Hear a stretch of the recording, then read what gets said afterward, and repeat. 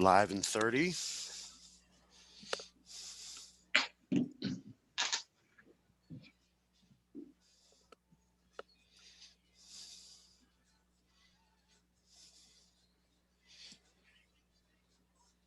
Live in 15.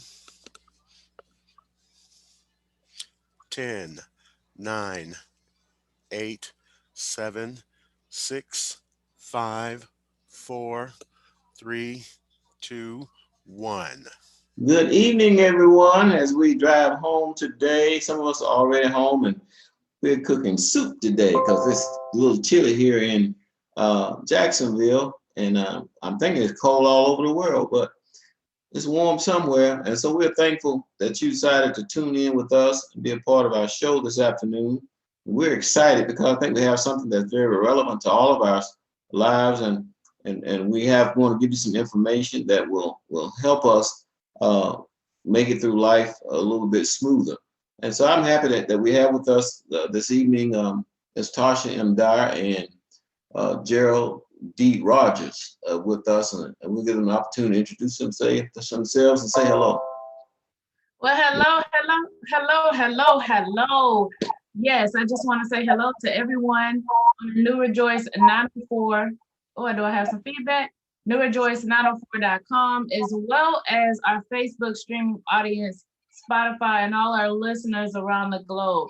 This is Tasha M. Dyer, the Trade Whisperer, and I'm just definitely excited to be here with you all this evening as we discuss information that's imperative, information that has definitely been hidden in plain sight. Hey, yes, Mr. Rogers, are you there?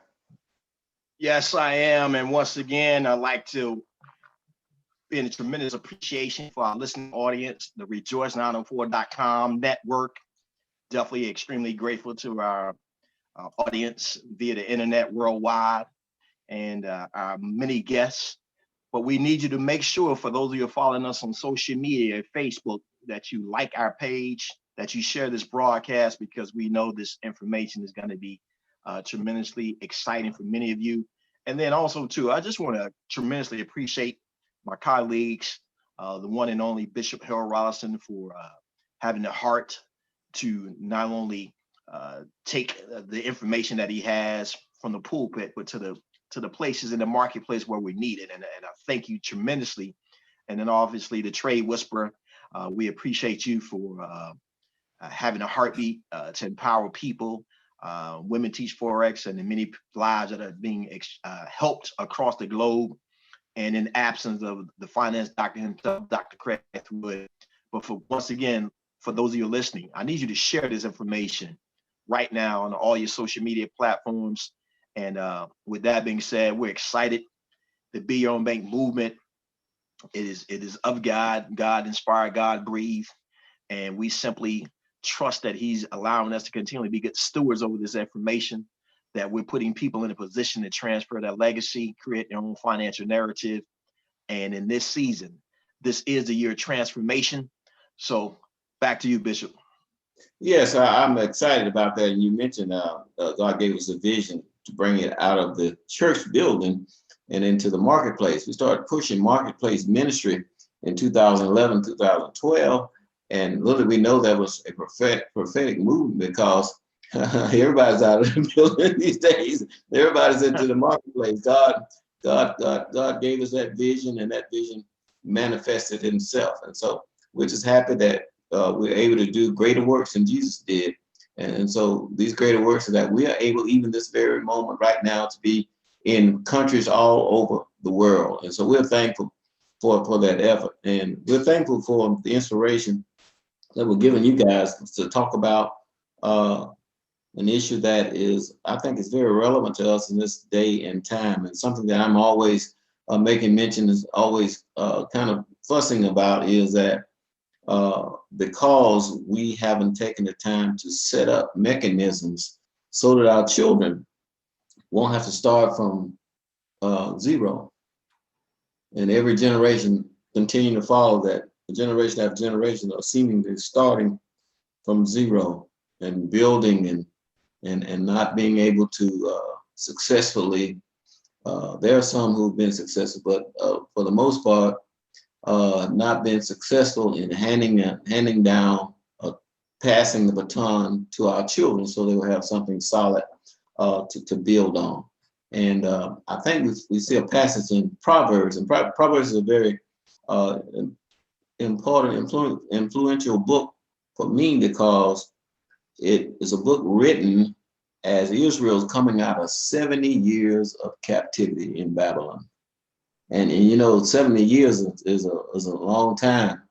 During a 70-year period, you forget your heritage, you forget your language, you forget the food, you forget your cultures and everything, because you've been away from it. And we can kind of compare ourselves to that, because most of us here in America, who are African Americans, we don't really understand really what was our original language.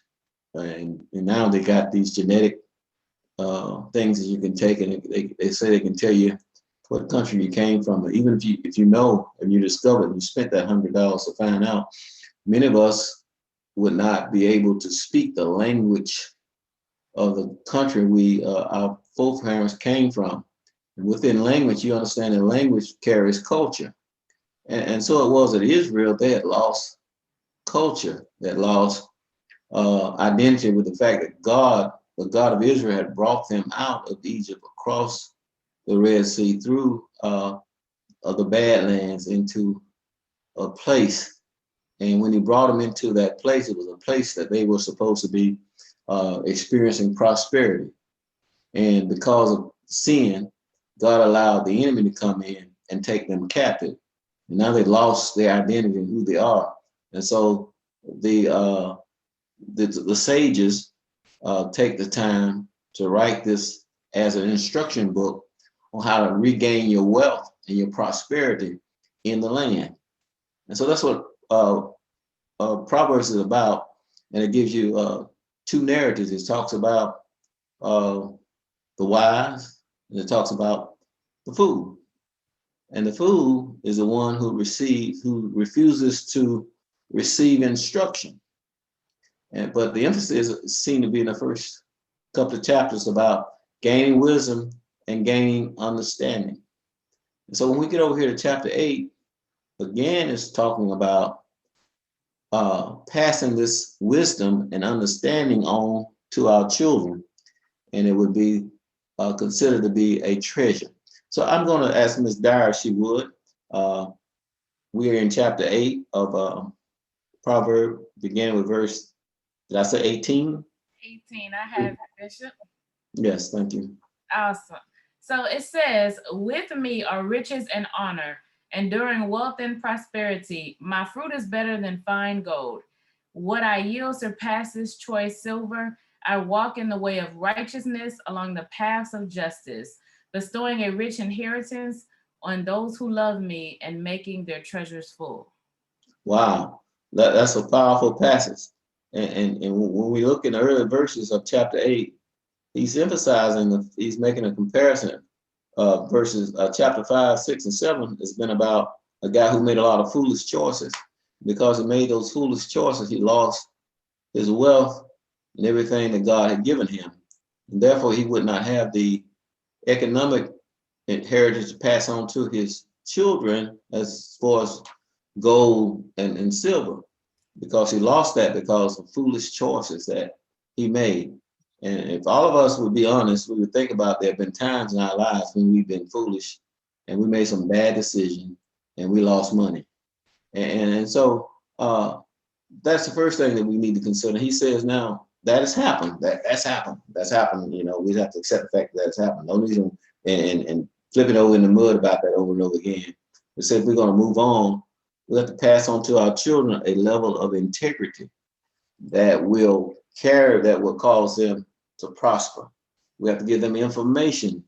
And as Ms. Dyer talks about, education is important because education is better than gold. And so how did the psalmist determine that knowing how to make money is better than having money? Ooh, I see your face, Mr. Rogers. What, If I think about what Bishop said, and one thing that I really picked up on when you was giving us a little historical data and background, you mentioned language, right? And when you going back to your culture, and I think about, for believers as well as non-believers, and specifically from an African American male perspective, what the language that's been our community has not been congruent with passing things forward, because many of us come out of households where we were instructed, hey, my responsibility is to raise you till you get to be 18, and then when you're 18, hey, you got to go out and make it on your own. And it's kind of anticlimactic, even where from a scripture standpoint, where it says a good man should leave an inheritance to his children's children, but the language.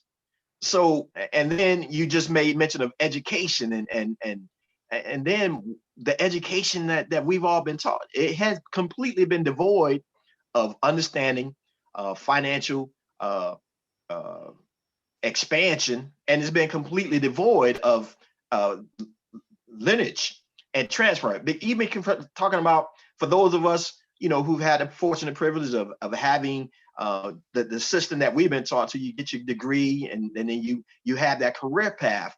But think about it, that career path, that's nothing we can give to our children. We can't transfer that. So everyone has to start from zero.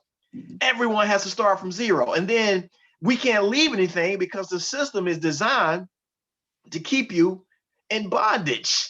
The system is designed to keep you in bondage, Bishop, because that's what happened to the children of Israel. They were in situations where obviously their integrity led to a state of the entire nation being ensnared, but because of people were disobedient to God first and foremost. But even in the natural, they did not have the intellect or the desire, because the language was erased out of their minds and their hearts for 70 years on how to create wealth and how to transfer wealth. So think about where we are right now. This is 2021, right? And we're still in 2021, in the land of the free and the home of the brave, still mentally ensnared and in bondage, because the language of financial succession is not a part of our daily functionality. So I'm so glad we have the opportunity to address, why are we starting from zero, and then most importantly, why are we leaving zero? So now we have to be renewed in our mind. We have to be transferred in our thought process. And once again, I'm tremendously excited about someone like yourself. And many of our opportunities from a cultural standpoint have always come through the pulpits. But guess what, Bishop? Many of our leaders who are leading people still have the lid on their minds, because they refuse to acknowledge the fact that we are responsible for not only spiritual edification, but also responsible for economic education, even before the educational school system that what we've been submitted and surrendered to. Well, it's too bad. Mr. You're Yeah, there. I definitely do, but I saw it in his face. I saw it, so he had to get that. But I mean, it was valid, because I'm gonna tell you just how ironic it is what I was thinking and what he just said, because we all fall into that, what's passed down from generation to generation. And even though we lose what we had previously, we still pick up new things. And what we pick up is not necessarily the right thing. It's just what we think it is because of where it came from. And so one of the things that I always told my children when they were growing up is 18-30 rule. At 18, you have 30 days and you have to get out. And it was just, and that's what it was. And I always would tell them that they have to get out there and they have to get their own, because my degrees are not transferable. So here I am, I'm going to school, I'm obtaining all these degrees, I'm doing all these things, MBA, MS, Master in Science and Leadership, all of the things that I've accomplished, as a Lord, just everything, but I would look at them in their face and tell them it's not transferable. And so you think about that. We invest 18 years into our children. We invest 18 years into them, but then we turn around and we want to put it out, but yet we nurture our investments and expect a return. So I feel like when we do that, not only are we setting them up, they're starting from zero, we're literally setting them up where they're starting from less than zero. Because just imagine what you have to accomplish, and just imagine what you have to do in order to get a foot in life when you're 18 and don't know anything. And you know, now, oh, you can pay bills, or you can do this, or you're good. You know, just think about our community. But yet, and then we feel like we're behind systematically, or we're behind, but yet we have to also participate in our own rescue because other cultures don't do that. You know, they nurture them, they allow them to get a foot in life. And I'm so glad I shifted that, and I'm so glad I changed, because when I look at my oldest and I look at, you know, what she's accomplishing in life, she wouldn't have where she would not have anything she has right now. And my son wouldn't be learning this skill set. They wouldn't have what they have if I would have been on that 1830 rule. They'll be struggling to pay bills right now. That's so true. And what we got to understand is when Israel came out of Babylon, they brought a little Babylon with them, and the culture that have been absorbed in that culture. And the sages who are believed to be Shadrach, Meshach, and Abednego, and Daniel, who wrote Proverbs, they were the ones considered by the king to be the fine specimens of Israel. And he immediately tried to contaminate them. And so we have to be careful about taking on other cultures. The 1830 rule, I'm glad you changed that. I'm glad you said you did, because I didn't want people to think that I was messing with you too much. But, you know, it's not biblical. You know, my girls get mad with me all the time because I tell them, I say, you know, biblically, when girls married out of their father's house, they don't like that because they want to go out. Our culture said, go out and as soon as you get some money, go get your own place so you can do what you want to do. But biblically, they married out of their father's house. And so we're assuming that adult time they spent in the parents' house was time of, as you said, a time of equipping them to be out in the world. And so whether they're in college or whether it's just some information that you're sharing with them about relationships, because chapter 5, 6, and 7 talks about the guy lost his money because he didn't understand relationships with females, and he was broke. The Bible talks about that individual who makes bad decisions in relationships can be brought to a slice of bread, from being a wealthy person down to one slice of bread, Mr. Rogers. and so that's because he didn't understand relationships. And you know, in America, if you get in a bad relationship, it can, no matter how much education you have, no matter how much money you might have, you get in bad with a bad relationship, you can go in the courthouse rich and leave broke in a matter of hours. And so there's no heritage to leave anybody. You're trying to stay alive yourself. I see you laughing, Mr. Rogers. You know somebody, don't you? And so it's just, you know, and so that's the first thing we got to understand. This is why the sages began to talk about, we got one of the most precious things in heritage we can leave is some integrity. We implant integrity in our children. And so we just gotta take the time to do that. And we can't, and the difficulty is it's hard to implant in your children what you don't have. And so that means that we have to get ourselves together so that we understand what's the real important thing. So we sometimes we find ourselves majoring in the minor things and not paying enough attention to the really important things in life. And certainly the psalmist encourages, the sages encourage us to instill in them truth and wisdom, understanding and wisdom, which is more is more valuable than rubies. And so I think we allow other folk, other cultures to influence our children, and they wind up bumping their heads. I think that's very key too. I mean, and our roadmap, and even as in this particular chapter, you know, it all starts with understanding who our vertical relationship and our allegiance is to first and foremost. And in some instances, we've allowed the culture of society to come before our vertical relationship. And when we are infused with our vertical relationship, then the pattern is simple. You know, the wisdom is the principal thing, you know, and the getting of understanding will be synergistically blended. So you're talking about character, you're talking about integrity, you're talking about truth. And when those things are being funneled from the vertical aspect, then it's easy to transfer to the horizontal and the relationships that we have. So anytime there's a disconnect in our human relationships, you know, the impetus of that is the beginning of the vertical relationship, the one that we have with God the Father.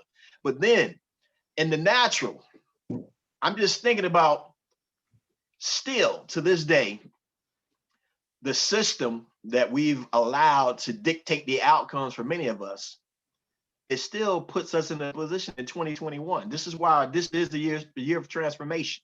You know, 2020 was a year of corrected vision, and now we're talking about transformation. So we're no longer blindsided and blinded by the things that you and I have always had faith and trust in, that we were taught about society. And in the midst of minutes, hours, and seconds, the entire way of doing business changed. And guess what? For those of us who have not transformed because of the information transfer, then you're going to be simply left behind. That's why we have to continually fight. We have to stand on the wall. We have to sound the alarm. We have to have the mind of Nehemiah, that we have to war with one hand and cover each other in the second hand. But that's why this forum is so important, because it's no longer acceptable for us to start with zero and leave zero. So we're without excuse moving forward. We're without excuse. So I'm reminded right now that you and I, we collectively must have a head like flint and be not afraid of the people's faces. We must speak truth to power and let people know, no matter where you are right now, you are responsible for your outcomes, your results, and depending upon your priority, if becoming a line of succession is not a priority, then you will leave your family with zero. And we're without excuse now. Exactly.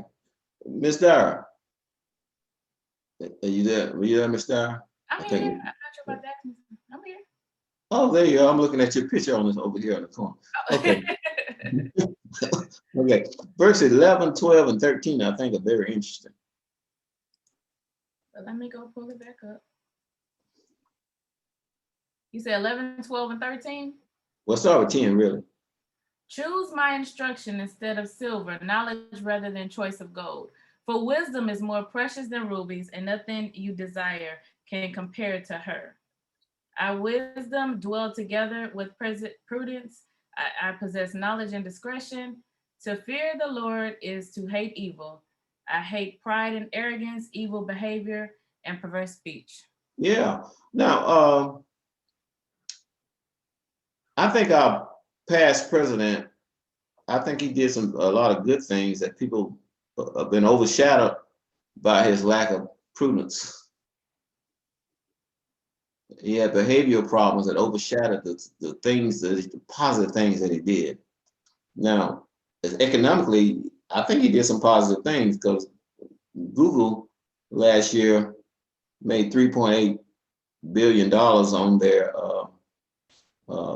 cloud, just the cloud. And so economically, there were some things happening that we don't think about because of all the foolishness that went on. And so there has to be training that takes place that not only trains us how to make money, but how to act when we're making money. Because many times we make money, then we spend it foolishly. And for that reason, we don't have anything left to pass on to our children, because that which we had, we didn't spend in a prudent manner. What do you think about that, Ms. Dyer? It's important to understand what wealth really is, because this is where the education is so important. Because so many people think that, oh, I make you know, I make $70,000 a year. I do this, I do that. And I mean, I've made well over 100, you know, over six figures, you know. So we've all been there. We've done it, you know, but that's not what wealth is. So if you are desirous to be wealthy, then the education comes with it. Because my question is how much are you keeping? We don't need to be a transfer point for your money. You know, we don't need to be just a funnel for your money. We need to make sure we keep some of our money. And so all of that comes with that education, you know, being totally and well-rounded. So I can make 70, but if I'm putting out 80, I'm not, I'm, you got somebody making 20 and keeping, you know, keeping five, they're in a much better position than you are. So what are you doing with it? Because true wealth is what you're keeping, you know. We need to understand, and that's where we build it up from. So all of that comes with education. And then it also is an inside out job. So I'm never concerned with what someone else is doing or how they're reacting. I'm always concerned with, you know, if we're doing the right thing, then we're going to bear that fruit. If we're operating in the right spirit, if we're operating in the right mindset, then that's the spirit, that's the fruit that we're going to possess. And so that's contagious. So if I focus on, I can't be focused on foolery, I can't be focused on all of those other things in the world. I'm focused on what I want to manifest in my life. The law of attraction is very true and is very real.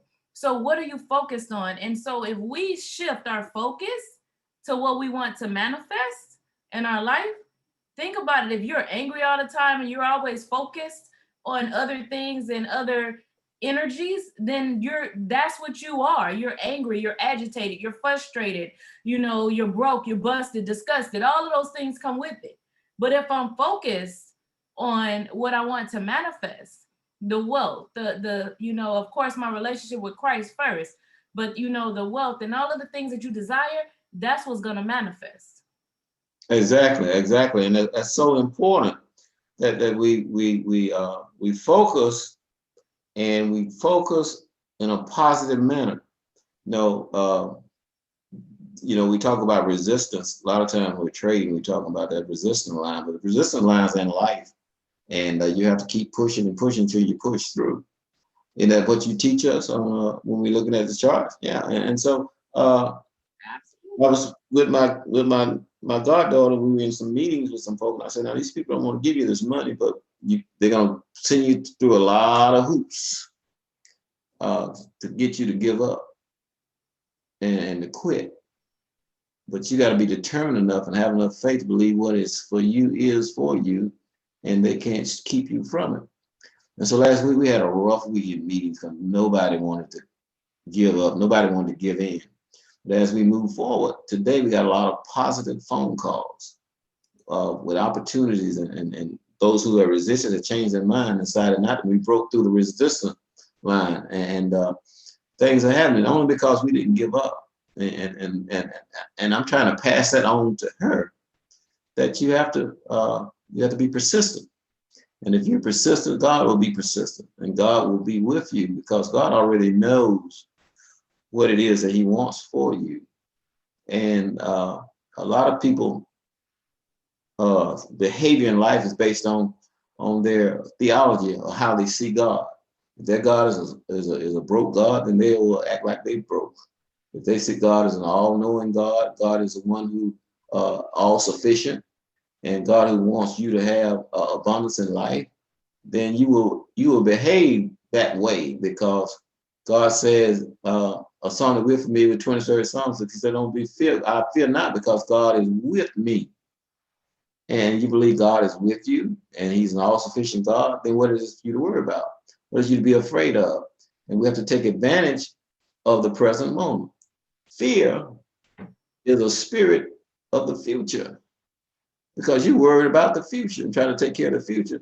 And when you try to take care of the future, you don't take advantage of the present and what you have right now, right in front of you, the blessing and the opportunity that you have right in front of you. And so we have to learn that every day is a great day, a day that we can prosper, a day that we can move forward in God's prosperity. And that's God's wisdom. It's better than a ruby. If you worry about what you're gonna get tomorrow and miss what you got right in your hand today, Mm-hmm. then you got problems. Moses worried, but Moses wouldn't go back to Egypt because he was worried about what's gonna happen when he got down there. And God said, "You got everything you need. What you got in your hand?" He says, "A rod. That's all you need, because I already equipped that rod to do what it needs to do. I can't talk, God. No, I got somebody with you that can talk for you. You know, and so you don't have to go down there stuttering." And so God knows what we're going to need. He's already given that to us. And so we can move forward as we share that wisdom with our children, that God has destined them for wealth, God has destined them for prosperity, and they need to walk in that. And so, you know, and so they have to look around them and see the vehicles that God has made available to them. Now, this is absolutely amazing. These kids figured this out this week, and they went on their cash apps and started buying stock off their cash app and downloading apps off of Google and started buying stocks and turned the stock market upside down. All of them bought the same stock, and they did the Warren Buffett move. Warren Buffett said, "Buy the stock the stuff you consume every day. That's the stock you buy." And so they consume every day. The little game store. What's the name of it? Game something. GameStop. Let And me it went crazy. A little. let me shift you because but this is where education is so important, because even with that, you know, understand that you're the product. This is what most people don't understand, is you're actually the product. And so, you know, so when you're buying stocks or when you're doing those things through those apps like the Robin Hoods or things, especially, nothing in life is free. Let me say it again. Nothing in life is free. So if it's free, if something is free, you need to come back and ask yourself the question, why? Why is it free? You know, because if it's free for you, somebody's paying for it. You're not the one paying for it. And so nothing they did was illegal with shutting it down, because there, of course, are SEC rules that we must follow, all of those things, a certain amount of liquidity. But the reality is you are the product. And so this is why, you know, the education is so important. We cannot skip through and circumvent the system, and it will never work out in your favor.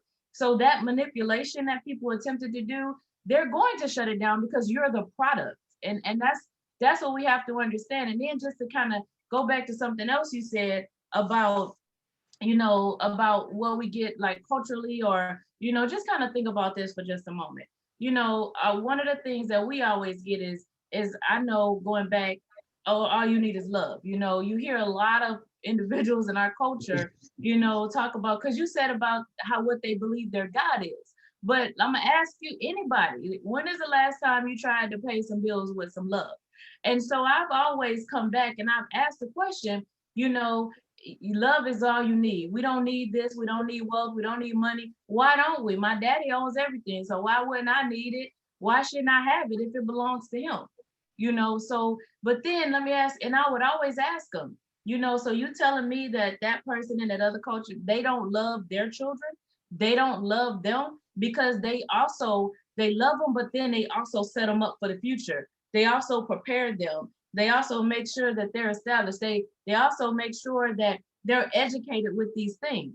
And so we have to get past that point of believing that all we need is love, or all we need is, and these things are not important, because they are. They're too important. And so we have to get past that. We have to shift past that. Mr. Rogers. Well, two things. I'm excited about what you said. You made reference to Moses, right? So for our listeners who have felt like this learning how to be your own bank, learning this information is far beyond your understanding. You have people, just like Moses was given Aaron to speak on his behalf, to be able to communicate the message. Folks, that's why we are here. That's why we are sharing this information. So we're inviting you into this consortium so that you can learn from the many experiences of individuals such as who are hosting this show. So you don't have to be consumed with what you don't know, because now the information has been made readily available for you. But the desired outcome is to put you in the best position where you can now fend for yourself.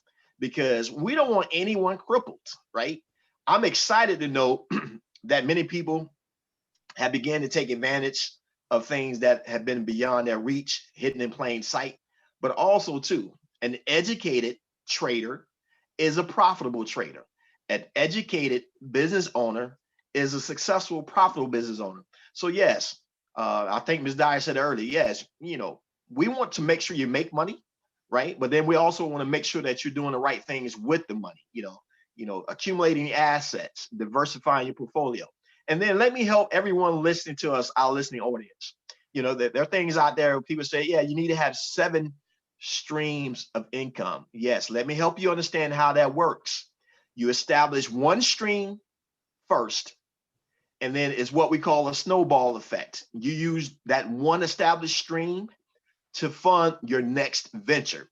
So you're not trying to juggle multiple balls at the same time.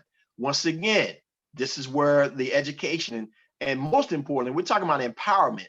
Yes, you definitely want to have 7 streams, but there's a process to accomplish that, because many of us find ourselves so split where we've not focused and established one stream to fund the other stream. So each business that you have a desire, one business should pay for the other business. One business should pay for the other business. One business should pay for the other business. And that's what the wisdom will allow you to be able to execute. And then no longer will we be starting from zero. We'll be adding, and then the next generation will start and build upon that rock, and we'll be able to launch them into that destiny. And as Ms. Dyer said, we no longer have to promote the 1830 plan. 18 years of age and 30 days to get out of my house, right? And as you said, that is anti-biblical, right? I'm delivered. I said, that's the Louisiana plan. I can only imagine, because I know I was not prepared at 18 to understand anything about financial understanding. So I'm grateful and thankful that my parents didn't get that memo that Ms. Dyer was promoting, that 1830, 30 days. But that's some of the lunacy that we have to eradicate ourselves from our community, because there's making money is actually really, really easy. There are too many outcomes, too many mechanisms in place. And even right now, there's nothing wrong with the economy. It's just, if you don't know where the fishing hole is, you're going to miss all the overflow of the fish. And then if you're at the wrong creek where everybody else is fishing out of that creek, it's simple, supply and demand. But let us infuse you into the pond and the ocean where it is limitless probabilities, not possibilities, probabilities. Now, verse 17 is very interesting to me. It says, I love them that love me, and those that seek me early shall find me. Wow. Isn't that something? Wow. Ms. Dyer mentioned earlier, worried about what other folk thinking, that'll not be a concern. I love those that love me. When you start making money, those that don't love you will seek to use you. And you have to know the difference of between the relationships and what love means. Those that love you want the best for you and not want to make a sucker. Excuse me. Did the bishop say that? Yeah. Oops. Did he say, yeah, make a sucker out of you and take from you. And so there ought to be some established relationships where you know that you're in a circle of folk who have genuine concern about you. I think that's important. I think that I've noticed a lot of successful people have groups of people that make money together. Now, I noticed that it didn't take long when the CEO of Amazon, he resigned today, and he's got one of his friends that's going to take over. Did y'all see that today? A new CEO for Amazon? Mm-hmm. I saw that on Bloomberg. They showed that on the Bloomberg News. They didn't show it on Fox News. Y'all watching Fox News. You're wasting your time.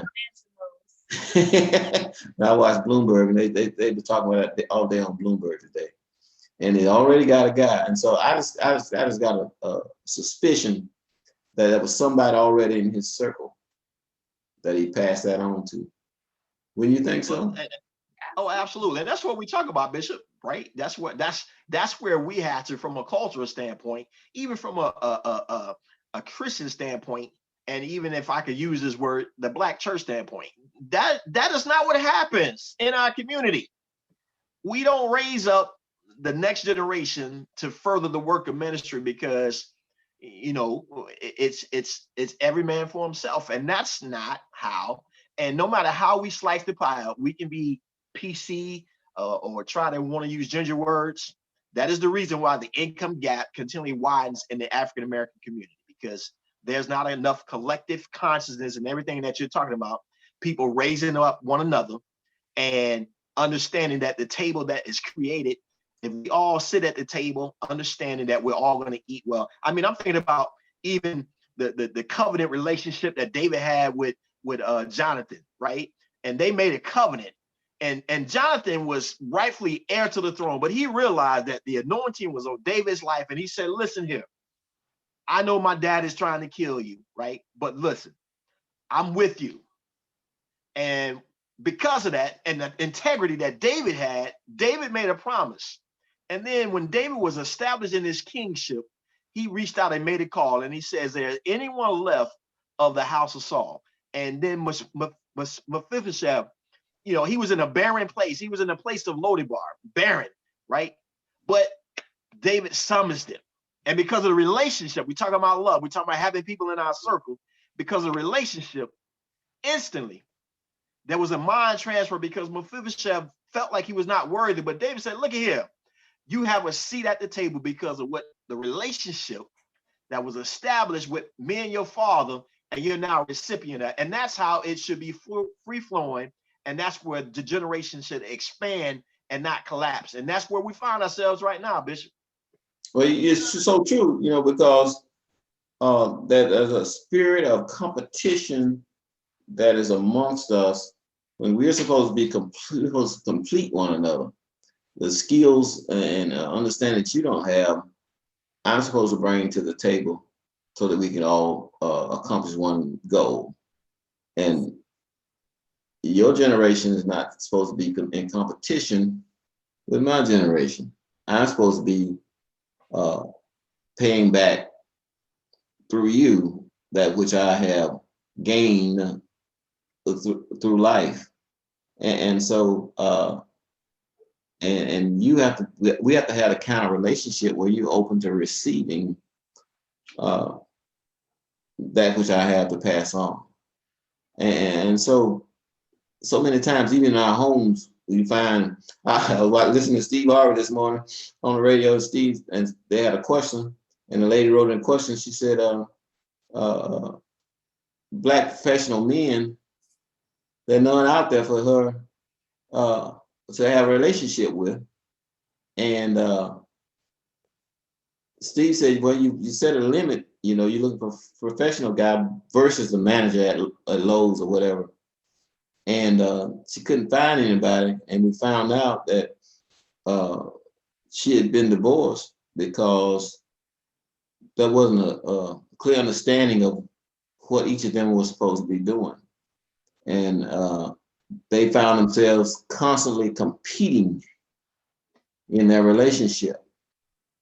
And competition somehow destroys loyalty. It's supposed to be one unit, and we're constantly in competition. Churches are in competitions with each other. In our interpersonal relationship, we're in competition with each other. And we destroy each other rather than holding each other up and reaching down to pick each other up. One of my friends got a little slogan. He says, never look down on a man unless you're looking down to pick him up. And so somehow we are oblivious to those kind of principles, that I'm not in competition with you, baby. We trying to build a life together. Not Not compete. Well, I'm gonna say this. I'm gonna say this because speaking of all of that, going back to what Mr. Rogers was just talking about, what you're talking about, the reality is if we keep down these current trends we're on right now, it is actually predicted that our wealth is going to be zero in the year 2053. So, and that's zero if these current trends continue. And so, what is said is that the wealth you talk about income gaps. So this is where we have to shift the trends and why we're so adamant about what we do and why we have to be able to, just accept something different and understand. And we can't keep going down these same paths of ignorance or not receiving or, just understanding that we have to shift as a community, as a people, because the white wealth will be 86 times greater. Theirs is actually going to increase 86 times greater than ours and 68 times greater than a Latino community. So we have to shift. And that's where I'm always talking about, as opposed to our focus and dwelling or, why are we so focused on what someone else is doing when we have the power to make a shift? Just think about this for a moment. I don't care who you voted for. Like, this is not political at all. I don't care who you voted for. But the reality is look at the power of what happens when we got up collectively and voted.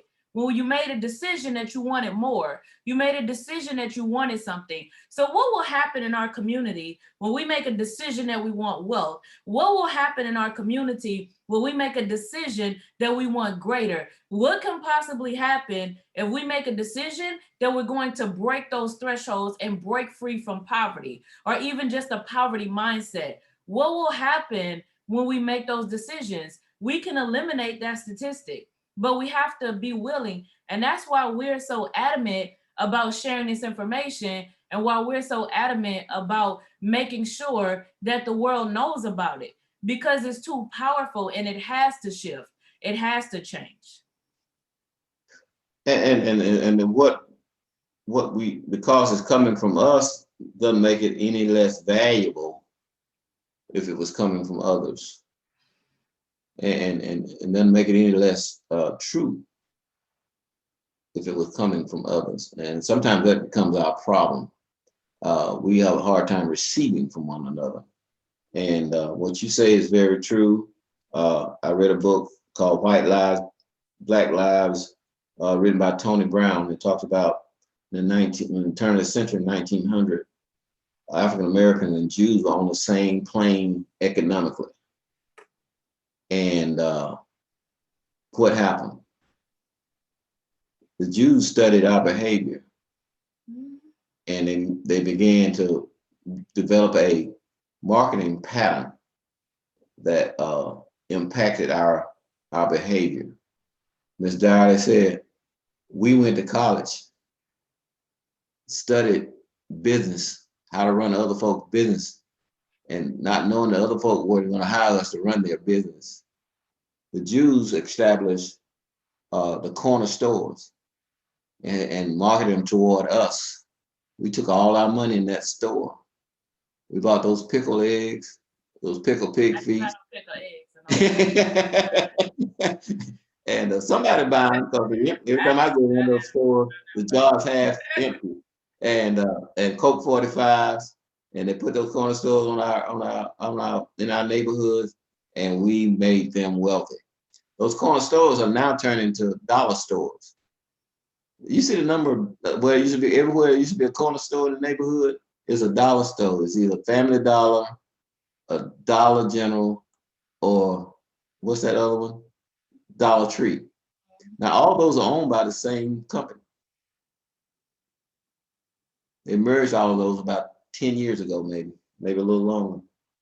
But they have them all, and sometimes they have all three of them on the same corner.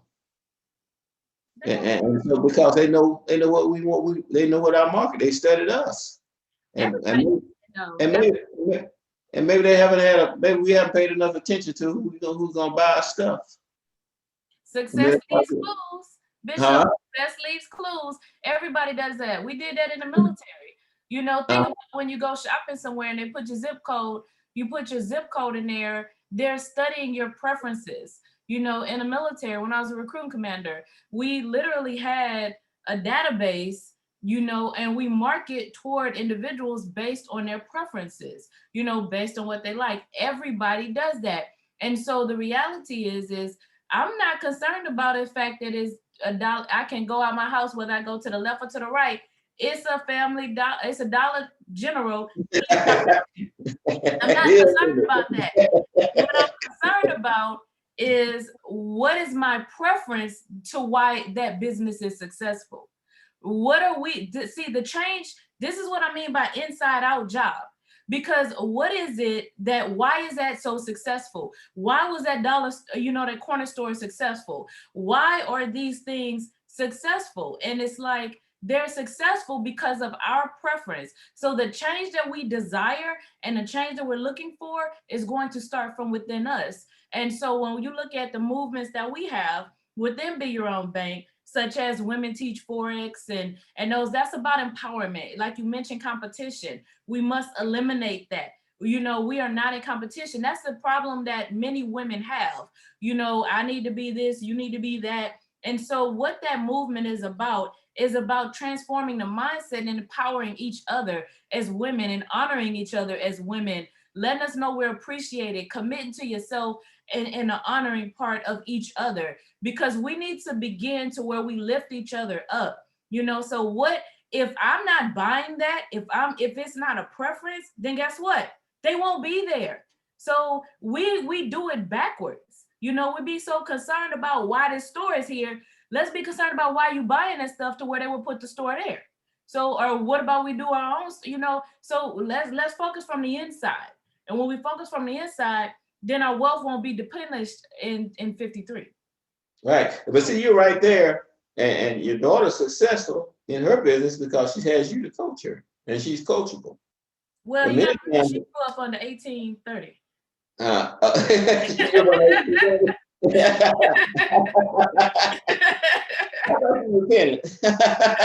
So we did have to make a shift there with some adjustments, and that's why I know things can change. That's why I know people can change, because we did have to make those adjustments. And so if we make those adjustments, then that's going to nurture our success and our culture. Mr. Rogers, I saw you back there. Yeah, so I'm kind of thinking right now where we are right now. You know, our topic today was why do we start with zero and leave with zero, and I'm thinking about Nehemiah. You know, Nehemiah was the king's cupbearer. You know, he was living plush. He was, you know, he was in the palace, but his burden was for, you know, his community, and he had a government job. He was good. He was going to do well. But he realized that he had a purpose, he had a mission, and it pained him to know that he did not have the financial resources in order to meet a need in his community. And that's where we are. That's what the Be Your Own Bank movement is really about. And because Nehemiah had favor, he had relationships, and he used his influence to funnel the resources back that the people that he cared about, he was able to be able to accomplish. But he also was able to galvanize a group of people who had the mind to work. And so that's what this movement is about. We're employing it, and we're looking and seeking for our listeners. If you have a mind to want to change your personal situation, you know, we know how to execute a game plan. And the amazing part about that whole thing was, and Ms. Dyer, you said it, you know, that when we come together, that's just a law. You know, where there's unity, there's a commanded blessing. And when we're unified in thought of wealth creation, then God says that he will give you crafty and witty ideas. So we have an idea, we have a platform, we have tools, we have information that is going to accelerate the wealth creation for your family. This is not about us. Yes, we're facilitating this, but guess what, ladies and gentlemen? If you're not ready and willing to understand that we're here to complete you and not compete with you, to aid to you, and in that midst, because of the heartbeat that Nehemiah had, he was able to do something that for 70 years had not taken place.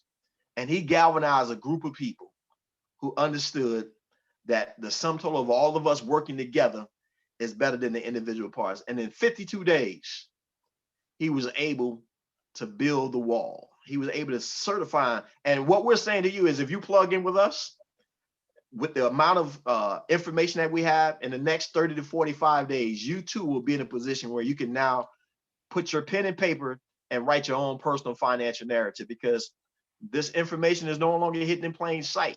So now the question is, are you willing, are you ready to receive this information today so that we can show you how to execute? And here, guess what? They were able to build the wall because each person brought their individual brick. So that's all we're asking you to do. Bring your brick, bring an open heart and an open mind, and then we're going to establish this wall together. And then we're going to be our funding source, and we're going to be able to change our own personal financial narrative. And no longer. So I'm challenging and I'm encouraging everyone listening. Like, you may have started with zero, but you are responsible now to make sure that you do not leave zero. Amen. Yes, because you've been listening to this information. So that's where my heart is. And that's what we need to do. Everybody bring your brick. Many of us started with zero. Many of us was a part of that 1830 plan. But guess what? Be ye transformed by the renewing of your mind today, and allow us to show you how to build your own personal financial wall. And I just say, let's work together and let's get it done. You know what I mean? I'm just stuck on that. What you just said, what I said, then you come back in and re-emphasized. Let's get it done. I mean, seriously, us working together collectively as a group, as a movement, lives around the world are going to be changed. Not can be, will be, and they actually are happening right now. Lives are actually being changed. With all I get and get what? An understanding. That's wisdom. Wisdom is seeking to understand exactly what it is that we're talking about here today. And Mr. Dyer is going to give you some information that's going to help us be able to make contact. It's going to talk about our website and how you can get that understanding that you need to get ASAP. Absolutely, absolutely, absolutely. So where do you find us at? Where do you connect with us? At BeYourOwnBankMovement.com. So let's go ahead and understand this. BeYourOwnBankMovement.com. You must spell it out. And you want to contact us today because we have training this evening. So we're here collectively together as a group. So we have training this evening, and then on Friday, we have our Fusion Friday for our ladies. You know, we talk about Women Teach Forex, about everything that I just mentioned, but also you want to get a copy of your book, Be Your Own Bank, Hidden in Plain Sight. Now that book, I'm telling you, it's just going to shift the narrative. It's really, really going to shift the dynamics of your life, because we took our expertise, we collapsed it into a book to really just facilitate, you know, just to really assist you in understanding exactly what's been hidden in plain sight. And so, ladies and gentlemen, you want to reach out. You want to talk to us. You want to find out exactly what's been hidden in plain sight. You want to work together and not individually, so we can shift the narratives in all of our homes. You know, the narrative in all of our legacies. That's what we want to do. So how do you reach us? BeYourOwnBankMovement.com. The live stream information for tonight is there as well, but BeYourOwnBankMovement.com. I've really enjoyed this conversation. I've enjoyed it. And I'm telling you, we all can make the shift. We all can make the change, and we all can make the money. So let's just go do it, and let's be wealthy. Not rich. I said wealthy. It's one thing to make money. Let's have the wealth and keep the money and be able to pass it on the way that we're supposed to. So with that, love you all. I'll see you this evening, 9 p.m. Eastern Standard Time. But then also next week, make sure you tune in and bring a friend, bring a neighbor, bring a relative, because everyone needs to know this information. All right. Love you all, and we'll see you next week.